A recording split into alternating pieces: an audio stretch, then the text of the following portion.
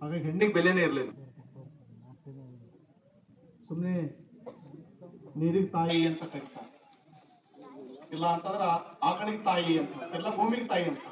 ಆದ್ರೆ ಹೆಣ್ಮಕ್ಳಿಗೆ ತಾಯಿ ಅಂತ ಬುದ್ಧನ ಪೂರ್ವದಲ್ಲಿ ಯಾರು ಅರ್ಲಿಲ್ಲ. ಭಗವಾನ್ ಬುದ್ಧರೇ ಮೊಟ್ಟ ಮೊದಲ ತಾಯಿ ಪ್ರಜಾಪತಿ ಗೌತಮಿಗೆ ನಂತರ ನೆನಪತ್ತು ತಲೆ ಬೋಳಿಸ್ಕೊಂಡು ಹಿಕ್ಕು ಮಾಡಿ ಅವಳಿಗೆ ಗುರು ಮಾಡುವಂತ ವ್ಯಕ್ತಿ ಜಗತ್ತಿನಲ್ಲಿ ಯಾರಾದ್ರೆ ಮೊಟ್ಟ ಮೊದಲು ಭಗವಾನ್ ಬುದ್ಧ. ಆ ಪೂರ್ವದಲ್ಲಿ ಗುರುಗಳು ಇರ್ಲಿಲ್ಲ, ಆ ಹೆಣ್ಮಗಳು ಗುರು ಇರ್ಲಿಲ್ಲ. ಇವತ್ತಿಗೂ ಕೂಡ ಉದಾಹರಣೆ ಹೇಳ್ಬೇಕಾ, ಮುಸ್ಲಿಂ ಸಮಾಜದ ಗುರು ಇಲ್ಲಿ ಮಹಿಳೆಯರ್ದಾಗ, ಜೈನ್ ಧರ್ಮದಲ್ಲಿ ಗುರು ಇಲ್ಲ, ಸಿಖ್ ಧರ್ಮದಲ್ಲಿ ಗುರು ಇಲ್ಲ, ಹಿಂದೂ ಧರ್ಮದಲ್ಲಿ ಕೂಡ ಮಹಿಳೆ ಗುರು ಇಲ್ಲ, ಲಿಂಗಾಯತ ಧರ್ಮದಲ್ಲಿ ಅಣ್ಣ ಬಸವಣ್ಣ ಚರಣೆ ಮಾಡಿದಂತ ಗುರು ಕಾಣ್ತೇವೆ ನಾವು. ಹಾಗಾಗಿ ಈ ಜಗತ್ತಿನಲ್ಲಿ ಮೊಟ್ಟ ಮೊದಲ ಹೆಣ್ಣನ್ನು ಗೌರವಿಸಿದವರು ಯಾರಾದ್ರೂ ಇದ್ರೆ ಅದು ಭಗವಾನ್ ಗೌತಮ ಬುದ್ಧ. ಹಾಗಾಗಿ ಅಂತ ವ್ಯಕ್ತಿ ಜಗತ್ತಿನಲ್ಲಿ ಹುಟ್ಟಲಿಕ್ಕೆ ಸಾಧ್ಯನೇ ಇಲ್ಲ. ಯಾಕಂದ್ರೆ ಹುಟ್ಟದ್ದು ಬುದ್ಧ ಪೂರ್ಣಿಮೆ ದಿನ, ಈ ದಿನನೇ. ಅವ್ರಿಗೆ ಜ್ಞಾನ ಬಂದದ್ದು ಕೂಡ ಇದೇ ದಿನನೇ. ಅವರು ಪರಿನಿರ್ವಾಣ ಸತ್ತಂತ ದಿನನೂ ಇದೇ ದಿನನೇ. ಇವರಂತ ವ್ಯಕ್ತಿ ಜಗತ್ತಿನಲ್ಲಿ ಯಾರೂ ಇಲ್ಲ. ಹಾಗಾಗಿ ಇಡೀ ಜಗತ್ತಿನ ತುಂಬಾ ಬುದ್ಧರನ್ನು ಗೌರವಿಸ್ತಾ ಇದ್ದಾರೆ. ಜಗತ್ತಿನ ಎಲ್ಲಾ ಜನರು ಭಾರತ ದೇಶದಲ್ಲಿ ಬಂದು ಬುದ್ಧಗಯ, ಜ್ಞಾನವಂತ ಕ್ಷೇತ್ರಕ್ಕೆ ಬುದ್ಧಗಯ ಅಂತ ಹೇಳ್ತಾರೆ. ಈ ಎಲ್ಲಾ ದೇಶದ ಮಹಾಪುರುಷರಿಗೆ ಹುಟ್ಟದ ಸ್ಥಾನ ಅದ, ಜನ್ಮಭೂಮಿ ಅದ, ಸತ್ತಂತ ಭೂಮಿ ಅದ. ಆದ್ರೆ ಜ್ಞಾನ ಬಂದಂತ ಭೂಮಿ ಯಾವ ಮಹಾಪುರುಷರಿಗಿಲ್ಲ ಈ ದೇಶದಲ್ಲಿ. ಬುದ್ಧನ ಹೊರತುಪಡಿಸಿ ಯಾರಿಗೂ ಕೂಡ ಜ್ಞಾನೋದಯ ಬಂದಿಲ್ಲ. ಅದಕ್ಕಾಗಿ ಬುದ್ಧ ಜ್ಞಾನೋದಯ ಆಯ್ತು ಅನ್ನೋದು ಇತಿಹಾಸ. ಆ ಕಾರಣಕ್ಕಾಗಿ ತಾಯಿ ಅಂದ್ರೆ ಈ ದೇಶ ಬುದ್ಧನ ನಾಡು, ಅಣ್ಣ ಬಸವಣ್ಣನ ವಿಚಾರ. ಇವತ್ತಲ್ಲ, ಆ ಕಾಲದಲ್ಲಿ ಹೇಳಿದ್ರು.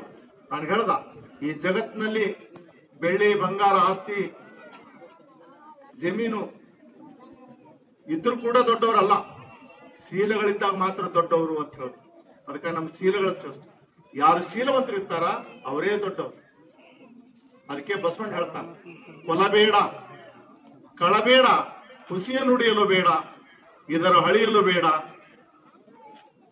ತನ್ನ ಬಣ್ಣಿಸಬೇಡ, ಇದೇ ಅಂತರಂಗ ಸುದ್ದಿ, ಇದೇ ಬಹಿರಂಗ ಸುದ್ದಿ ಅಂತ ಒಂದು ವಚನ. ಅದನ್ನೇ 2500 ವರ್ಷ ಬುದ್ಧ ಹೇಳಿದನು. ಅದನ್ನೇ ಬಾಬಾ ಸಾಹೇಬ್ ಅಂಬೇಡ್ಕರ್ ಕಾನೂನನ್ನು ಮಾಡಿದ್ದಾರೆ. ಕೊಲಬೇಡ ಅಂತಂದ್ರೆ 307 ಆಕ್ಟ್, 326 ಆಕ್ಟ್. ಯಾರು ಕೊಲೆ ಮಾಡ್ತೀರಿ, ಯಾರು ಜೀವ ಹೊಡಿತೀರಿ, ಅವ್ರೇನಪ್ಪಾ ಅಂತಂದ್ರ ಬಾಬಾ ಸಾಹೇಬ್ ಬರೆದಂತ ಸಂವಿಧಾನ ಆರ್ಟಿಕಲ್ ನಲ್ಲಿ ನೀವು ಪೊಲೀಸ್ ಸ್ಟೇಷನ್ ನಲ್ಲಿ ಅಥವಾ ಜೈಲಲ್ಲಿ ಹೋಗಿ ಪಳಿತೀರಿ ಅಂತ. ಯಾರು ಹೇಳಿದ್ರು? ಬುದ್ಧ ಹೇಳೋದನ್ನು ಬಸವಣ್ಣ ಹೇಳಿದ್ರು. ಬಸವಣ್ಣ ಹೇಳೋದನ್ನೇ ಬಾಬಾ ಸಾಹೇಬ್ ಅಂಬೇಡ್ಕರ್ ಈ ದೇಶದ ಕಾನೂನು ಮಾಡಿದ್ರು. ಅವ್ರು ಹೇಳಿದ ವಿಚಾರ ದೇಶದ ಕಾನೂನು, ಬೇರೇನೂ ಇಲ್ಲ. ಬಸವಣ್ಣ ಹೇಳ್ತಾನೆ, ಕೊಲಬೇಡ, ಕಳಬೇಡ, ಕಳ್ತನ ಮಾಡಿದಂತರ ನೀನು ಜೈಲಿಗೆ ಹೋಗ್ತಿ ಅಂತ ವಿಚಾರ ಅಂತ ಹೇಳಿದ್ರು. ಅದನ್ನೇನಪ್ಪಾ ಅಂದ್ರ ಬಾಬಾ ಸಾಹೇಬ್ ಅಂಬೇಡ್ಕರ್ ಅವರು ಯಾರು ಕಳ್ತನ ಮಾಡ್ತಾರ ಅವ್ರ ಮೇಲೆ ಏನು 419 ಕೇಸ್ ಆಕ್ಟ್ ಆಗ್ತದ. ಅದಕ್ಕಾಗಿ ಅವರು ಜೈಲಿಗೆ ಹೋಗ್ಬೇಕಾಗ್ತದೆ. ಅದಕ್ಕಾಗಿ ಅಂತ ಶರಣರ ವಿಚಾರಗಳನ್ನೇನಪ್ಪಾ ಅಂದ್ರೆ ಇವತ್ತು ನಾವು ಈ ದುದಿನಿಗಾಮದವ್ರು ಏನಪ್ಪಾ ಅಂದ್ರೆ ಬಹಳ ಒಳ್ಳೆ ಜನ ಇದ್ರಿ. ನೀವೆಲ್ಲರೂ ಆಳಂತರದವ್ರು ಇದ್ರಿ, ಬಹಳ ಮಂದಿ. ಅಡ್ರೆಸ್ ನೋಡೋಣ, ಈಗ ನಿಂಬಾಳ ಅಂತ, ಜಳಕಿ ಅಂತ ಎಲ್ಲ. ಅದಕ್ಕೆ ನೀವೆಲ್ಲ ಎಷ್ಟೆಲ್ಲ ಶ್ರೀಮಂತರಾಗಿ ವಾಪಸ್ ನೀವು ಆಳಂತ ಬರಿ ಕರ್ಕೊಂಡಂತ ನಿಮ್ಗೆಲ್ಲ ಅಲ್ಲೆಲ್ಲ ಬಹಳ ಬಾತಲ್ಲ ಮಂದಿ, ಎಲ್ಲ ಬಹಳ ಸೌಕಾರ ಆಗಿದ್ರಿ ಎಲ್ಲ. ಹಾಗಾಗಿ ಇಂಥ ಮಹಾಪುರುಷರ ಜಯಂತಿ ತಾವೆಲ್ಲ ಮಾಡ್ತಾ ಇದ್ರಿ, ಬಹಳ ಸಂತೋಷ. ಅಲ್ಲದೆ ಇಂಥ ಮಹಾಪುರುಷರ ವಿಚಾರ ಜೊತೆಗೆ ತಮ್ಮ ಮಕ್ಕಳನ್ನು ಕೂಡ ನಮ್ಮ ರಾಠೋಡ್, ಏನ್ ಹೆಸರು ತಮ್ಮ ಹೆಸರ? ಲಕ್ಷ್ಮಣ್ ರಾಠೋಡ್ ಬಹಳ ಚೆನ್ನಾಗಿ ಮಾತಾಡಿದ್ರು. ಅದಕ್ಕೆ ಬಾಬಾಸ್ ಹೇಳ್ತಾರ, ಹುಲಿಯ ಹಾಲನ್ನು ಕುಡಿದವರು ಹುಲಿಯಂತೆ ಗರ್ಜನೆ ಮಾಡ್ತಾರ. ಇದರ ಅರ್ಥ ಅಂದ್ರೆ ಏನು? ಹುಲಿ ಹಾಲು ಕುಡಿದವರು ಹುಲಿಯಂತೆ ಗರ್ಜನೆ ಮಾಡ್ತಾರ ಅಂದ್ರೆ ಏನು?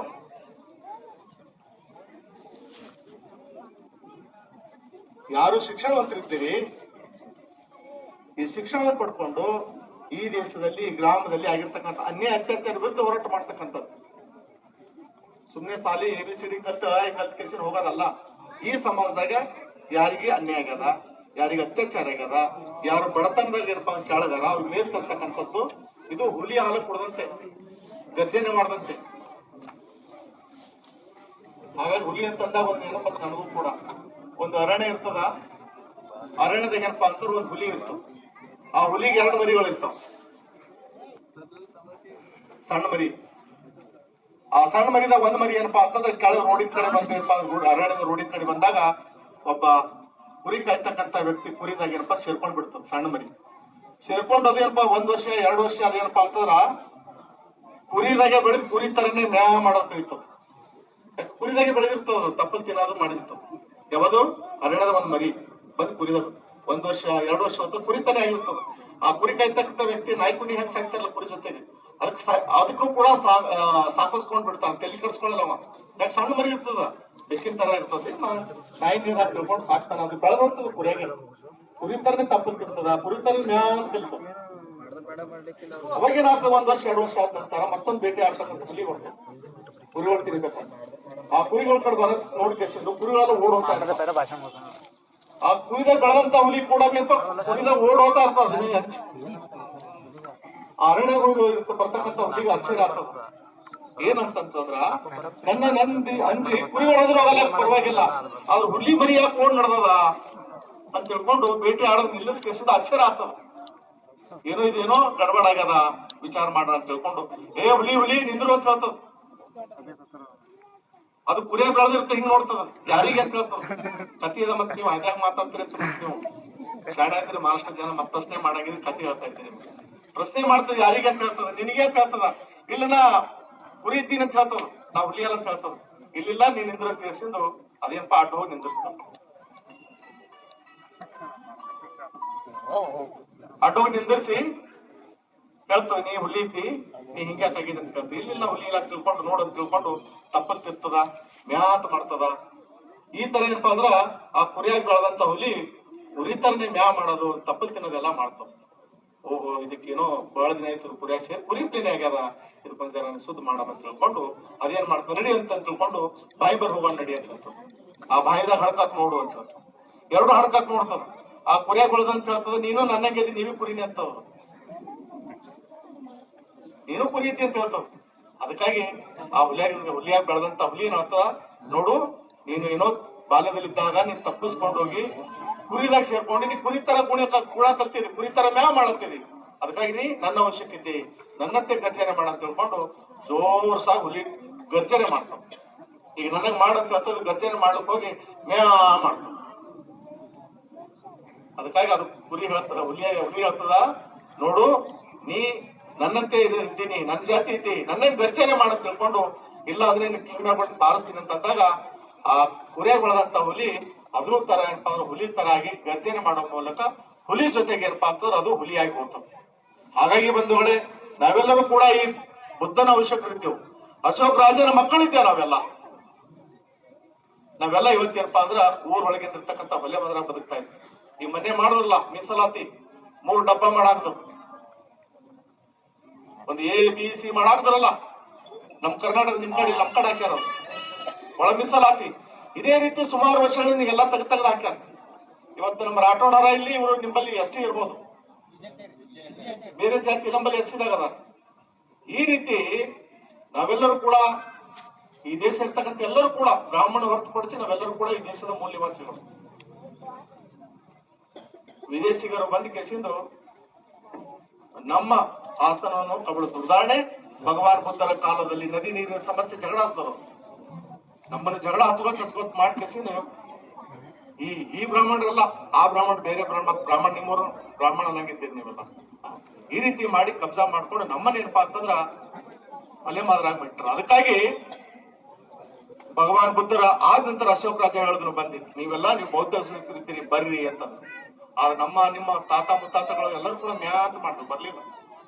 1956 ಅಕ್ಟೋಬರ್ 14ರಂದು ಬಾಬಾ ಸಾಹೇಬ್ ಅಂಬೇಡ್ಕರ್ ಹೇಳಿದ್ರು, ನಾಗ್ಪುರ್ ದೀಕ್ಷಾ ಭೂಮಿಯಲ್ಲಿ ಕರೆದು, ನೀವು ನನ್ನ ಅವಶ್ಯಕರಿದ್ದೀರಿ, ಅಶೋಕ ರಾಜನ ಅವಶ್ಯಕರಿದ್ದೀರಿ, ನಾವು ಪ್ರಬುದ್ಧ ಭಾರತ ಮಾಡ್ಬೇಕು, ಬುದ್ಧನ ಕನಸು ನನಸು ಮಾಡ್ಬೇಕು, ಬರ್ರಿ ಅಂತ ಹೇಳಿದ್ರು. ಆದ್ರ ಅವ್ರ ಮಾತು ಕೇಳಿ ಸುಮಾರು ಏನಪ್ಪಾ ಅಂದ್ರೆ 7 ಲಕ್ಷ ಜನನೇ ಹೋದ್ರು, ಉಳಿದವರೆಲ್ಲ ಮ್ಯಾ ಅಂತ ಮಾಡ. ಯಾಕ ಕುರಿಯದಾಗ ಸೇರ್ಕೊಂಡ್ ಬಿಟ್ಟ, ಕುರಿ ತರನೇ ಮ್ಯಾ ಮಾಡ್ಕೊಂಡು ಹೇಳಪ್ಪ. ಅದಕ್ಕಾಗಿ ನಾವು ನಿಮ್ಮನ್ನು ಗರ್ಜನೆ ಮಾಡ್ಕೊಳ್ಲತ್ತೇವೆ, ಬೌದ್ಧ ಧರ್ಮಕ್ಕೆ ಬರ್ರಿ ಅಂತ. ಎಕಡೆ ಬರೀಲತ್ತಿದೆಯೋ ಬೌದ್ಧ ಧರ್ಮಕ್ಕೆ ಬರೀಲತ್ತಿದೆವು. ಈಗೆಲ್ಲ ಮೀಸಲಾತಿ ಎಲ್ಲ ಕೂಡ ತುಂಬಾ ಚೆನ್ನಾಗಾಗ್ಯದ. ಈಗೆಲ್ಲ ಬೌದ್ಧ ಧರ್ಮದಲ್ಲಿ ಪ್ರತ್ಯೇಕವಾದ ನಿಗಮಗಳು, ಸ್ಥಾನಮಾನಗಳವ. ನೀವೆಲ್ಲ ಬೌದ್ಧರಿದ್ದೀರಿ, ಅದಕ್ಕೆ ಬಾಬಾ ಸಾಹೇಬ್ ಅಂಬೇಡ್ಕರ್ ಅನೇಗಳಿದ್ದೀರಿ. ನೀವು ಬೌದ್ಧರಾಗೋ ಮೂಲಕ ಅವರ ಕನಸಿನ ಪ್ರಬುದ್ಧ ಭಾರತ ನಿರ್ಮಾಣ ಮಾಡ್ಬೇಕಾಗಿತ್ತು. ಎಷ್ಟು ದಿನ ನೀವು ಹಿಂಗೆಲ್ಲ ಮೌಢ್ಯ ಮಾಡಿ ಮರ್ಗಮ್ಮ ದುರ್ಗಮ್ಮ ಮಾಡಿ ಈ ಮಕ್ಕಳಿಗೆಲ್ಲ ಹಾದಿ ಬಿಡಿಸ್ತೀರಿ? ಅವೊಂದು ಕಾಲ ಇತ್ತು ದೇವ್ರದು. ಇದು ಮೊಬೈಲ್ ಕಾಲ, ಫೋನ್ ಪೇ ಮಾಡೋ ಕಾಲ ಅದ. ಮೊಬೈಲ್ ನಲ್ಲಿ ತಂದೆ ತಾಯಿ ನೋಡ್ತಕ್ಕಂಥ ಕಾಲ ಅದ. ಯಾರು ಬಾಬಾ ಸಾಹೇಬ್ ಅಂಬೇಡ್ಕರ್ ವಿಚಾರಧಾರೆಗೆ ಯಾರು ಶಿಕ್ಷಣ ಮಂತ್ರಿ ಆಗ್ತಾರೋ ಅವರು ಇವತ್ತು ಏನಪ್ಪಾ ಅಂತಂದ್ರ ಎಲ್ಲಾ ರಂಗದಲ್ಲಿ ಅಧಿಕಾರಿಗಳಾಗ್ತಾರ ಮಹಿಳೆಯರು. ನೀವು ಅದನ್ನು ಬಿಟ್ಟು ಕಿಸಿನ ಮೌಢ್ಯ ಮಾಡಿ ಮರಗಮ್ಮ ದುರ್ಗಮ್ಮ ಮಾಡೋದು ಅಂತಂದ್ರೆ ನಿಮ್ಮ ಮಕ್ಕಳು ದೇವದಾಸಿ ಆಗ್ತಾರ, ನಿಮ್ಮ ಮಕ್ಕಳು ಭೂತ್ಯ ಪುತ್ಯಾರ ಆಗ್ತಾರ. ಅಲ್ಲಿ ಮಾನ ಸನ್ಮಾನ ಇಲ್ಲ, ಮಾನ ಸನ್ಮಾನ ಇಲ್ಲದ ಶಿಕ್ಷಣ ಕಾಣಲ್ಲ. ಅದಕ್ಕಾಗಿ ನೀವೆಲ್ಲರೂ ವಿದ್ಯಾವಂತರಾಗೋ ಮೂಲಕ ಬಾಬಾ ಸಾಹೇಬ್ ಅಂಬೇಡ್ಕರ್ ಕನಸನ್ನು ನನಸು ಮಾಡ್ಬೇಕಾಗ್ಯದ. ಆ ಕಾರಣಕ್ಕಾಗಿ ನೀವೆಲ್ಲರೂ ತಮ್ಮ ಮನೆಯಲ್ಲಿ ಪ್ರತಿಯೊಂದು ಮನೆಯಲ್ಲಿ ತಮ್ಮ ಮಕ್ಕಳಿಗೆ ಏನಪ್ಪಾ ಅಂತಂದ್ರ ಬುದ್ಧ ಮಾರ್ಗದಲ್ಲಿ ಏನಪ್ಪಾ ಅಂದ್ರೆ ತರೋ ಮೂಲಕ ನಾವಿವತ್ತು ಇಡೀ ಒಂದು ಕರ್ನಾಟಕದ ಎಲ್ಲಾ ಗ್ರಾಮಗಳಲ್ಲಿ ದಮ್ಮದೀಪ ಕಾರ್ಯಕ್ರಮ ಮಾಡೋ ಮೂಲಕ ಜನರನ್ನು ಜಾಗೃತಿ ಮಾಡ್ತಾ ಇದ್ದೀವಿ. ಇಲ್ಲಾಂದ್ರೆ ನೀವೇನ್ ಮಾಡ್ತೇವೆ, ಹಳಿ ಪದ್ಧತಿನೇ ಮಾಡ್ತೀವಿ. ಹಳಿ ಪದ್ಧತಿ ಮಾಡಿ ಹಾಳಾಗಿ ಹೋಗ್ತೀರಿ. ಅದಕ್ಕೆ ಅದು ಆಗ್ಬಾರ್ದ ಕಾರಣಕ್ಕಾಗಿ ನಾವೆಲ್ಲರೂ ಕೂಡ ಬುದ್ಧರ ಮಾರ್ಗ ಹೋಗೋಣ. ಯಾರು ಬುದ್ಧರ ಮಾಡಿದ ಮಾರ್ಗಕ್ಕೆ ಹೋಗ್ತಾರೆ ದೊಡ್ಡವರ ಆತರ ಅನ್ನೋದು ಇತಿಹಾಸ. ಅದಕ್ಕಾಗಿ ಎಂತ ಕೆಟ್ಟ ವ್ಯಕ್ತಿ ಇದ್ರು ಕೂಡ ಬುದ್ಧನ ಮಾರ್ಗಕ್ಕೆ ಹೋದಂತ ಯಾರಾದ್ರೂ ಇದ್ರೆ ಅಂಗುಲಿ ಮಾರ್ಗ 999 ಕಲೆ ಮಾಡಿದ್ರು ಕೂಡ ನಾನು ತಪ್ಪಾಯ್ತು ಭಗವಂತ ಅಂತ ಹೇಳಿ ಇವ್ರ ಕಡೆ ಹೋದ್ರು ದೊಡ್ಡವಾದ್ರು. ಅವರಂತೆ ಈ ವ್ಯಕ್ತಿ ಸಮ್ರಾಟ್ ಅಶೋಕ ರಾಜ ಕೂಡ ತನ್ನ ಯುದ್ಧದಲ್ಲಿ ಕಳಿಬಿದ್ದ ಲಕ್ಷಾಂತರ ಜನರಿಗೆ ತಲೆ ಕಳೆದ. ಆದ್ರೂ ಕೂಡ ನನ್ನ ತಪ್ಪಾಯ್ತು, ಇವತ್ತಿನ ನಾನು ಯುದ್ಧ ಮಾಡಲ್ಲ ಅಂತ ಹೇಳ್ಕೊಂಡು ತಲವಾರ್ ಇಟ್ಟಿ ಬೌದ್ಧ ಧಮ್ಮಕ್ಕೆ ಹೋದನು. ಇವತ್ತಿಗೆ ಕೂಡ ಇಡೀ ರಾಷ್ಟ್ರ ಧ್ವಜದಲ್ಲಿ ಅಶೋಕ ಚಕ್ರ ಇದೆ, ನಾವೆಲ್ಲರೂ ಸೆಲ್ಯೂಟ್ ಹೊಡ್ತೀವಿ. ಯಾಕಂದ್ರೆ ಅವರು ಬುದ್ಧರ ಕಡೆ ಹೋಗಿದ್ದಾರೆ. ಎಲ್ಲಕ್ಕಿಂತ ಕಡೆ ವ್ಯಕ್ತಿ ನೀವೆಲ್ಲರೂ ಇವತ್ತು ಸಾಲಿ ಒಳಗೆ ಕೂತ್ ಕಲಿತಾ ಇದ್ದೀರಿ. ಈ ವ್ಯಕ್ತಿ ಸಾಲಿ ಒಳಗೆ ಕಲ್ತಿಲ್ಲ, ಸಾಲಿ ಹೊರ ಕೂತಾನೆ. ಒಂದ್ ವೇಳೆ ಸಾಲಿ ಒಳಗ ಕೂತ್ ಕಲ್ತಿರಿ ಏನಾಗ್ತಿರೋ ಗೊತ್ತಿಲ್ಲ. ಸಾಲಿ ಹೊರ ಕೂತಂತ ವ್ಯಕ್ತಿ ಇವತ್ತು ದೇಶದಲ್ಲಿ ನಂಬರ್ 1 ಸ್ಟೂಡೆಂಟ್, ಜಗತ್ತಿನಲ್ಲೇ ನಂಬರ್ 1 ಸ್ಟೂಡೆಂಟ್.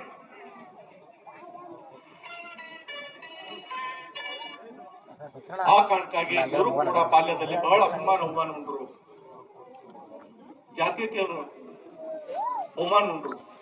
ಕೊನೆಗೆ ಏನಪ್ಪಾ ಅಂದ್ರ ನಾನು ಹಿಂದೂ ಆಗಿ ಹುಟ್ಟಿದ್ದೇನೆ, ನನ್ನ ಕೈಯಲ್ಲಿಲ್ಲ, ಆದ್ರೆ ನಾನು ಹಿಂದೂ ಆಗಿ ಸಾಯಲಾರೆ ಅಂತ ಹೇಳಿ ಪ್ರತಿಜ್ಞೆ ಮಾಡೋ ಮೂಲಕ ಭಗವಾನ್ ಬುದ್ಧರ ಕನಸನ್ನು ಸಮ್ರಾಟ್ ಅಶೋಕನ ಕನಸನ್ನು ನನಸು ಮಾಡ್ತೀನಿ ಅಂತ ಹೇಳ್ಕೊಂಡು ಈ ದೇಶದ ರಾಷ್ಟ್ರ ಚಿಹ್ನೆ ಯಾವ್ದು? ಅಶೋಕ. ಬೌದ್ಧ ಚಿಹ್ನೆ ಅದಲ್ಲ. ಅದಕ್ಕಾಗಿ ಈ ದೇಶ ಬೌದ್ಧ ರಾಷ್ಟ್ರದ, ಹಿಂದೂ ರಾಷ್ಟ್ರ ಅಲ್ಲ. ಬೌದ್ಧ ರಾಷ್ಟ್ರ ಇರೋ ಕಾರಣಕ್ಕಾಗಿ ಇವತ್ತು ನಾವು ಹಿಂದೂ ರಾಷ್ಟ್ರ ಮಾಡ್ತೇವೆ ಅಂತ ನಮ್ಗೆ ಗೊತ್ತಿಲ್ಲ. ಮಾಡಿದ್ರೆ ಮಾಡ್ಲಕ್ಕ ಜನ ಇದು ಬೌದ್ಧರಿದ್ದ ನೀವೆಲ್ಲರೂ ಇಡೀ ದೇಶದ ಜನರು ಬೌದ್ಧ, SC ST OBC ಎಲ್ಲ ಬೌದ್ಧರಿದ್ದೆ. ಇದು ಬೌದ್ಧ ರಾಷ್ಟ್ರ ಅದ. ಅದನ್ನು ಬಾಬಾ ಸಾಹೇಬ್ ಸೈದ್ಧಾಂತಿಕವಾಗಿ ಮಾಡಿ ಹೋಗ್ಯಾರ.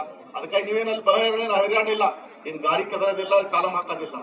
ಬರೀ ಬುದ್ಧಾಂ ಶರಣಂ ಗಚ್ಚಾಮಿ ಅಂತ ಹೋಗೋದು. ಏನಂತ ಹೋಗದ? ನಾನು ಬುದ್ಧನಿಗೆ ಶರಣ ಹೋಗ್ತೀನಿ, ಬುದ್ಧಿಗೆ ಶರಣ ಹೋಗ್ತೀನಿ, ನಾನು ಸತ್ಯಕ್ಕೆ ಶರಣ ಹೋಗ್ತೀನಿ. ಯಾರು ಬುದ್ಧಿ ಹೇಳ್ತಾರ, ಸತ್ಯ ಹೇಳ್ತಾರ, ಸಂಗೀತ ಶರಣ ಹೋಗ್ತೀನಿ ಅಂದ್ಕೊಂಡು ಈ ಮಾರ್ಗದಲ್ಲಿ ಮಾತ್ರ ಹೋಗೋ ಮೂಲಕ.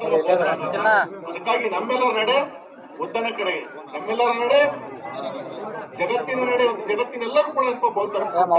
ನಾವು ಇವತ್ತು ಒಲಿಮಾದಗಳಾಗಿ ಇವತ್ತು ಊರವರೆಗೆ ಏನಪ್ಪಾ ನಾವು ಮತ್ತೆ ತಮ್ಮ ಹಳೆ ಕಸಬು ಮೌಢ್ಯವನ್ನು ಆಚರಣೆ ಮಾಡ್ತಕ್ಕಂಥದ್ದು. ಅದಕ್ಕಾಗಿ ಬೌದ್ಧ ಧಮ್ಮ ಮೌಢ್ಯ ಒಂದು ನಿರ್ಮೂಲನೆ ಮಾಡ್ಲಿಕ್ಕೆ, ದುಃಖವನ್ನು ನಿರ್ಮೂಲನೆ ಮಾಡ್ಲಿಕ್ಕೆ ಹುಟ್ಟಿಕೊಳ್ತಕ್ಕಂಥ ಬೌದ್ಧ ಧಮ್ಮ ಇಡೀ ಇವತ್ತು ಜಗತ್ತನ್ನು ಅನುಸರಣೆ ಮಾಡ್ತಾ ಇದ್ದಾರೆ. ಆ ಕಾರಣಕ್ಕಾಗಿ ಪವಿತ್ರ ದಿನದಂದು ನಾವೆಲ್ಲರೂ ಕೂಡ ಬುದ್ಧ ಮಾರ್ಗ ಬರಬೇಕು ಅಂತ ಹೇಳೋ ಮೂಲಕ ತಮ್ಮೆಲ್ಲರೂ ಕೂಡ ಗೌರವಪೂರ್ವಕವಾದಂತ ಮನವಿ. ನಮ್ಮೆಲ್ಲರೂ ಕೂಡ ಬುದ್ಧ ಧಮ್ಮ ಸಂಘವೆಂಬ ದಿನವಾಗಿ ಮತ್ತು ಇಂದಿನ 2570 ವರ್ಷದ ಐತಿಹಾಸಿಕ ಬೌದ್ಧ ಧರ್ಮ ಪ್ರಚಾರವನ್ನು ಬೆಳಗಾವಿ ವರ್ಷ ಅಂತ ಹೇಳಿ ಶುಭ